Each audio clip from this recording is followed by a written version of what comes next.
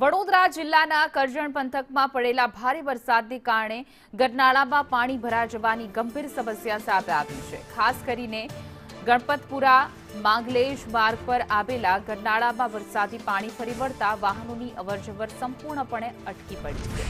આ માર્ગ બંધ થવાના કારણે જ ગણપતપુરાથી નેશનલ હાઈવે 48 તરફ જતા અનેક વાહન ચાલકો અધવચ્ચે ફસાયા છે। ગરનાળામાં ઘૂંટણસમાં પાણી ભરાયા હોવા છતાં કોઈ વૈકલ્પિક રસ્તો ન હોવાથી બાઇક સવારો અને અન્ય વાહન ચાલકો જીવના જોખમે આ પાણીમાંથી પસાર થવા મજબૂર બન્યા છે।